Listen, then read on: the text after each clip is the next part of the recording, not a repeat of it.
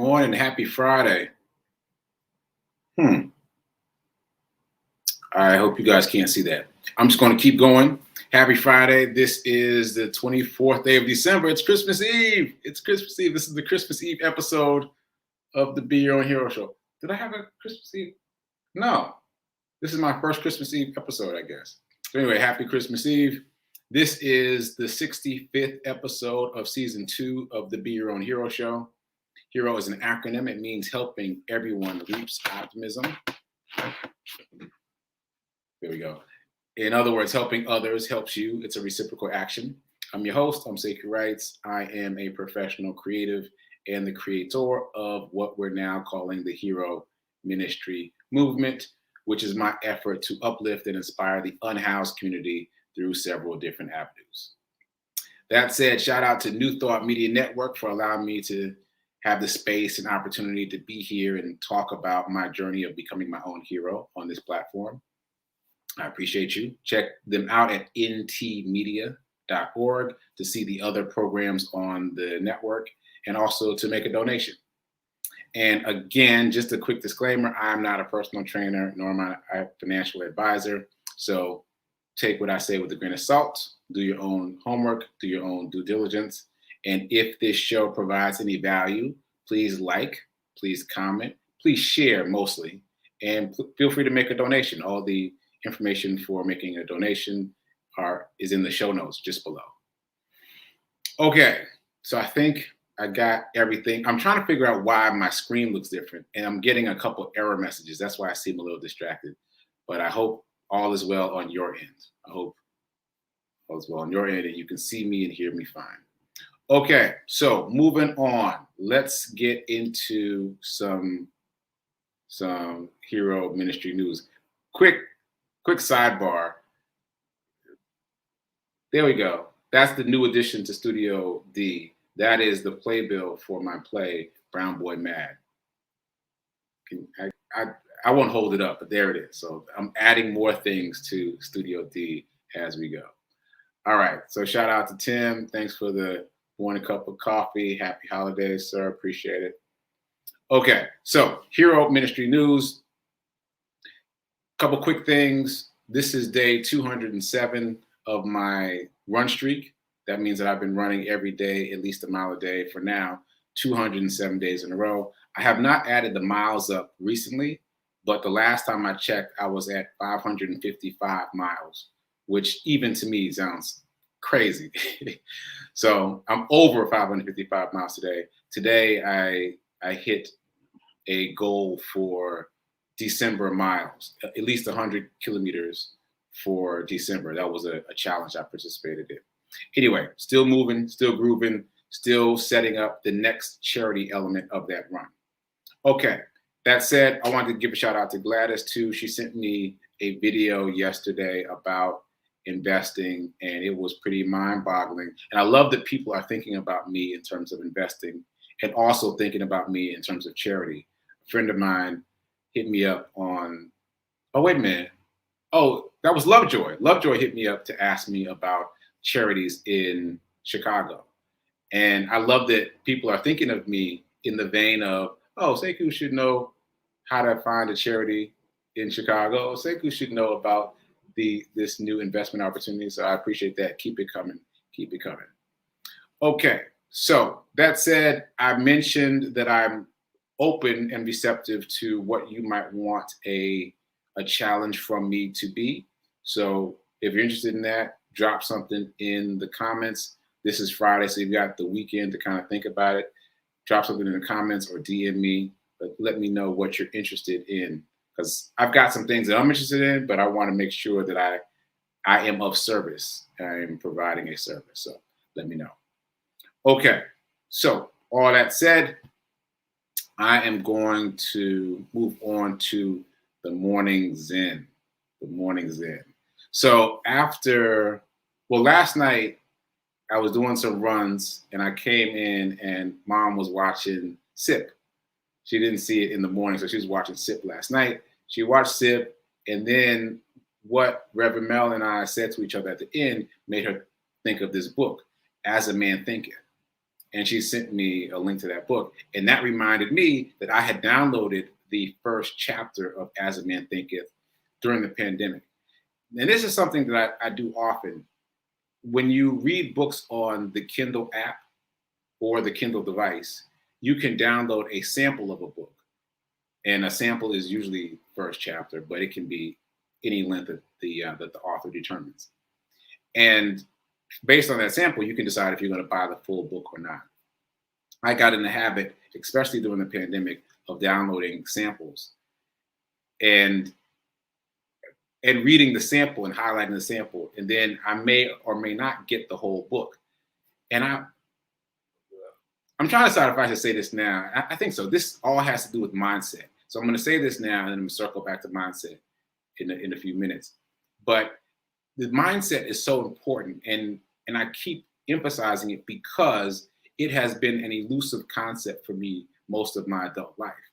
And now that I got it, it is simply, my definition is responding differently, choosing to respond differently to the same circumstances. So here's the example that I just began. I used to feel bad about downloading samples and not reading the whole book because I had this whole story about, oh, I can't read nonfiction. I'd rather read fiction. You know, I'm unable to read a whole nonfiction book, and I felt bad. Anyway, I found out not too long after I downloaded this book, As a Man Thinketh, that there is a platform that literally gives people samples of a book. It's not through Kindle. It's like they created their own business, and the business is, we know you're busy. We know you don't have time. We're just going to give you a sampling of the book. And I was like, well, that's what I'm doing with the Kindle app, right? And so just knowing that helped me shift my mindset about it. So I no longer feel bad about the fact that I will download, read, and reread samples. You can get a lot of information, a lot of content from just a sample of a book on Kindle. So I'm sure you can get more from the rest of the book, but you can get a lot from the sample. So anyway, that reminded me of the fact that I had downloaded the sample of As a Man Thinketh, and I'd highlighted some things. So today's morning Zen comes from As a Man Thinketh. And this is some powerful stuff. This is something I highlighted way long time ago, and I just rediscovered this morning. Man is made or unmade by himself. So that's enough right there. That's enough right there. Man is made or unmade by himself, right? That's really enough. But it goes on to say, in the armory of thought, he forges the weapons by which he destroys himself. Right? I'm going to read that again. In the armory of thought, he forges the weapons by which he destroys himself. That's some powerful stuff. That's some powerful stuff. And it meshes well with what I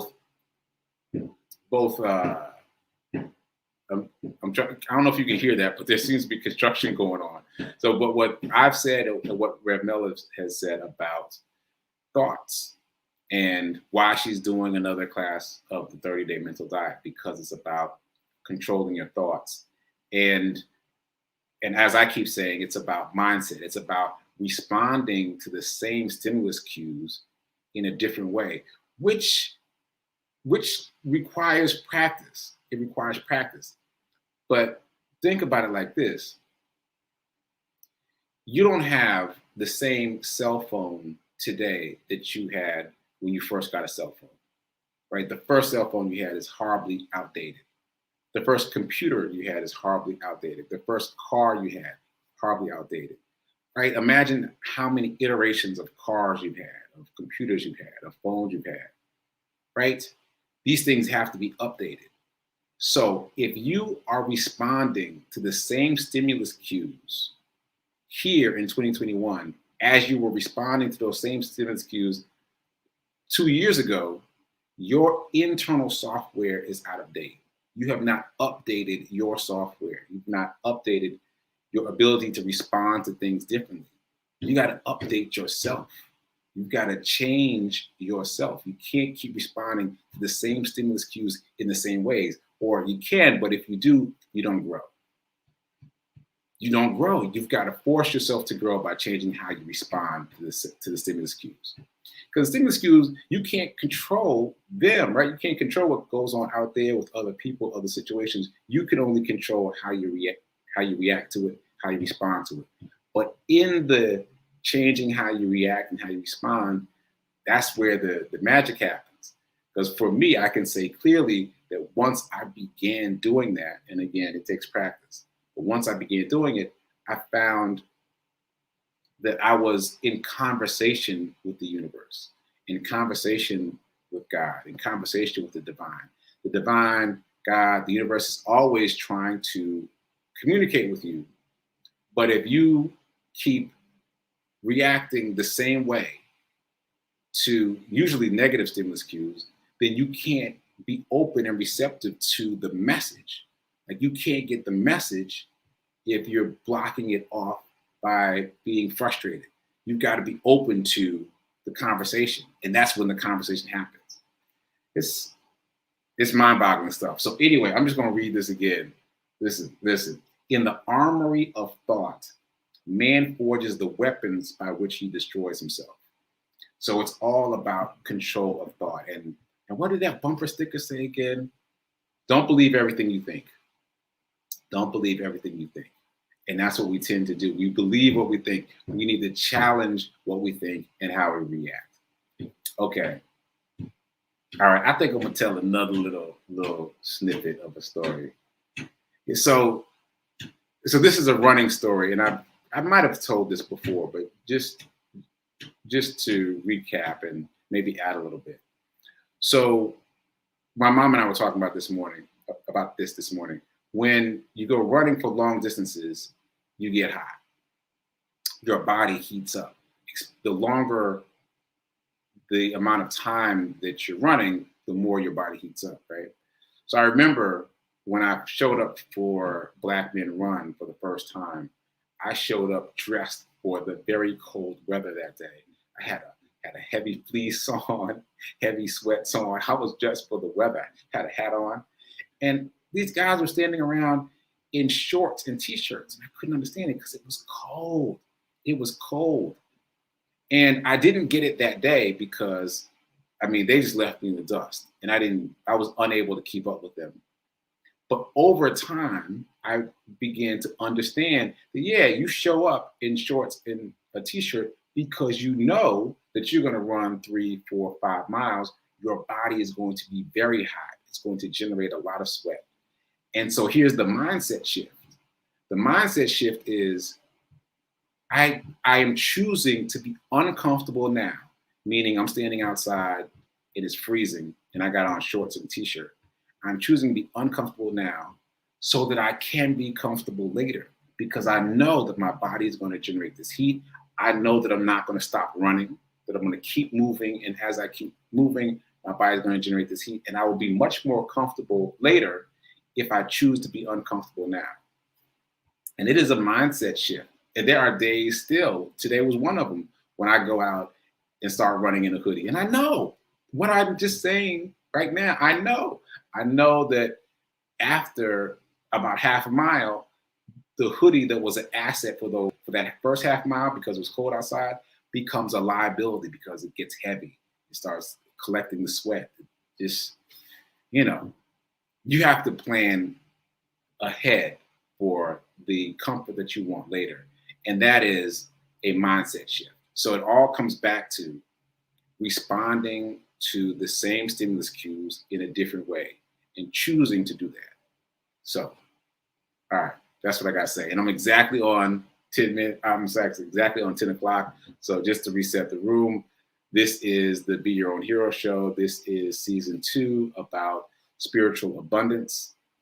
And this is episode 65 of season 2. And for those of you just joining us, this show is now a half hour long. We started at 9:45 a.m. Eastern time. So check out the replay and then tune back in earlier next time at 9:45. All right. So now that we've done all that, I hope I've talked about mindset enough.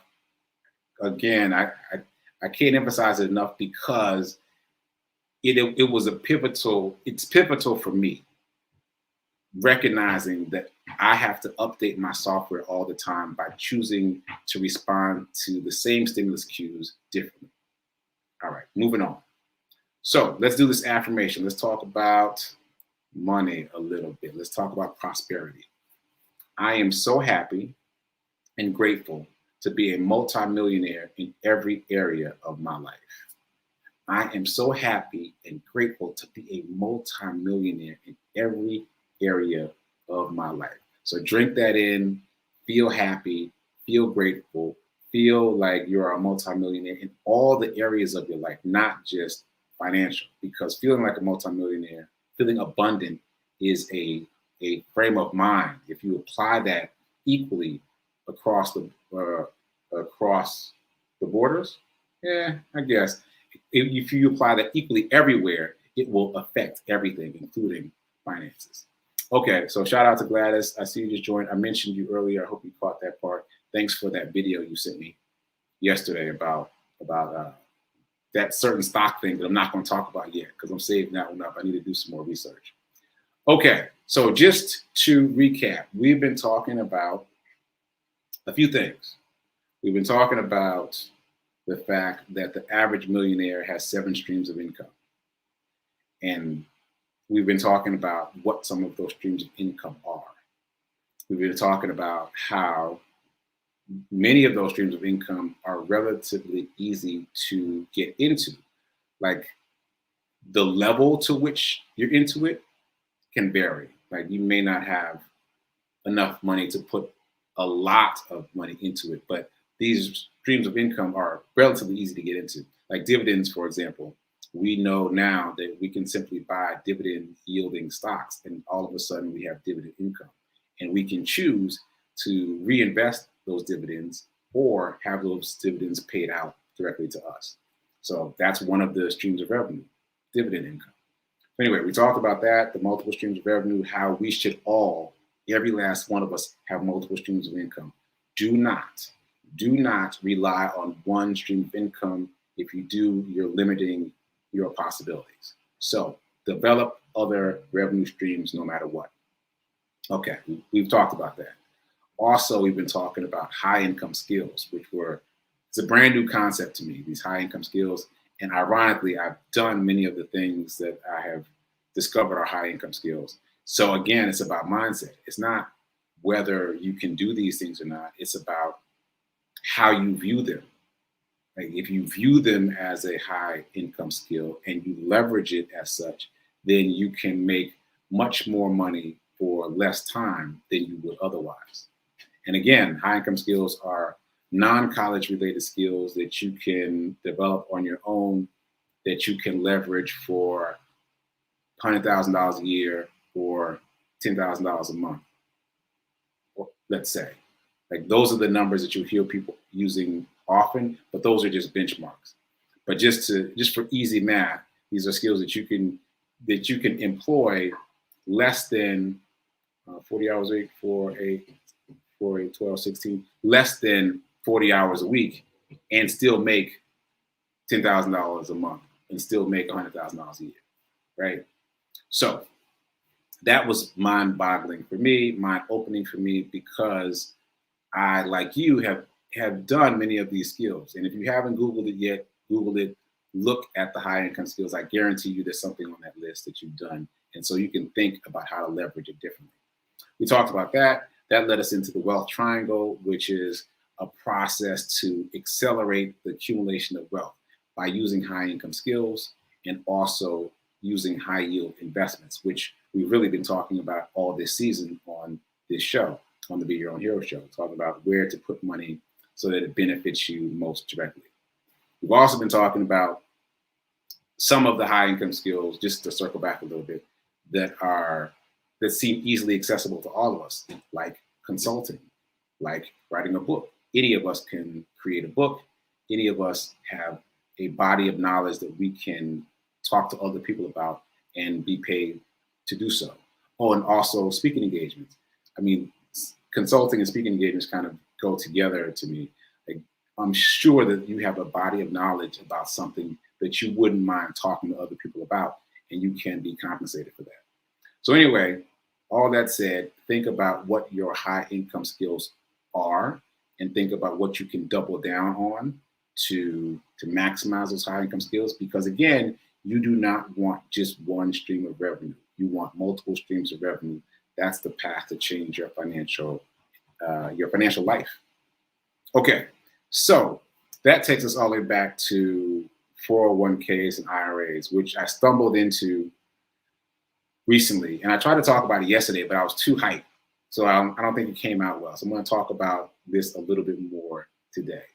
Okay, so Tony Robbins, I'm sure we all know who Tony Robbins is. He's published many books. Unbeknownst to me until yesterday or the day before, he has published a book about money, about the game of money. And I was listening to a video review of the book. Don't sleep on YouTube. There's so much stuff on YouTube. So the person had read the book and was giving a review of the book. And Tony Robbins spent a significant amount of time with a number of people who work in the finance industry. And those people were talking about the travesties of the IRAs and the 401ks. And I'm going to kind of skim over some of the issues. What was shocking to me yesterday, you saw the show yesterday, you heard me talk about this. I didn't understand that IRAs and 401ks were created by the government, not by investment companies. So that was a shock to my system, first of all. Second of all, they were created by the government in partnership with the companies. Now that already tells you it's not really for you. These programs were created to be beneficial to the companies, not really to the employees. Not really. They seem to be of benefit to the employees, but they were created to be of benefit to the companies. An example I gave yesterday was the free money. Like, everybody gets attracted to the free money, the money matching, but it's just a dangling carrot for you to invest in the system. So you invest, you get 3% company matching, but if you close out your 401k, as I did, you will get charged 10%. So they get their 3% back, plus they get another 7%. Like, they're still winning. It's just a diversionary tactic to get you to buy in. And that's on the front end. On the back end, they get even more money when you take your money out, when it matures, when it finally matures. And so to illustrate that point, I'm going to read you something from that book. This is from the Tony Robbins book about mastering the game of money. Okay, so here's the investment opportunity as it's broken down in real life terms. Like, the investment opportunity as they present it is like, invest now, avoid taxes, and have lots of money later, right? But this is the actual breakdown. You invest 100% of the money. So therefore, you take 100% of the risk because you've invested 100% of the money, right? If you lose, the money that you've invested loses value, goes down, you lose money because you've, again, taken 100% of the risk, right? It's 100% of your money. So if it goes down, you've lost money, but you still have to pay. There's my alarm. All right. You still have to pay, because what people don't talk about that often or don't really highlight is 401ks and IRAs have a management fee built in. So whether your money goes up or down, whether your investment goes up or down, you still have to pay the investment fee. The management fee, right? So if your portfolio drops, you still have to pay. That's important, right? Number two, if it goes up, if the value of your portfolio goes up, you pay exponentially more. And that is something that I did not understand until just now. And let me explain why. Oh, so yeah, so let me do it the way it was done in the book. You invest 100% of the money. You take 100% of the risk.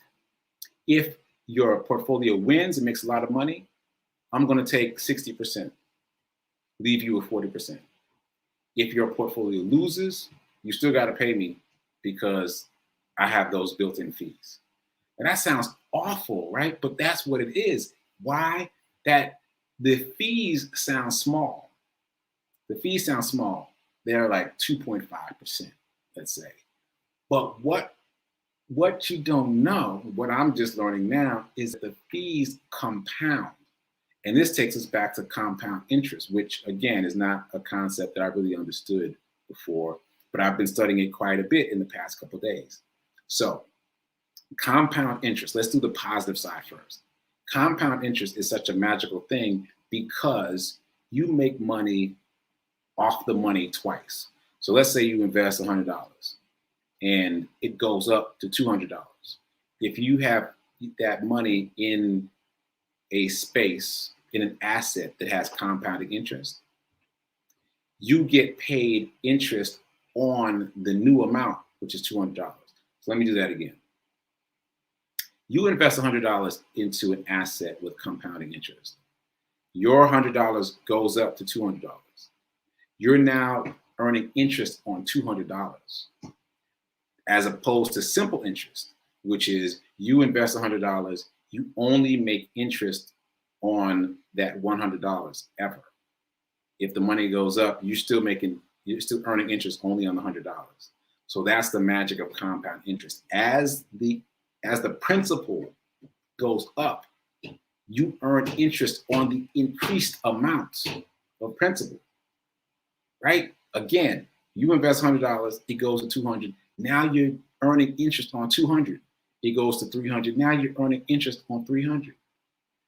Right? That's very different than simple interest, which stays at $100. It will pay you interest at $100, even though the amount increases, the principal increases. Compound fees work the same way. What? Yes, 2.5% interest. I'm sorry, 2.5% fee. Now let's just say 5%, make it an easier number. So it's a 5% fee. You're on your $100. Your $100 goes up to $200. Now it's 5% of $200.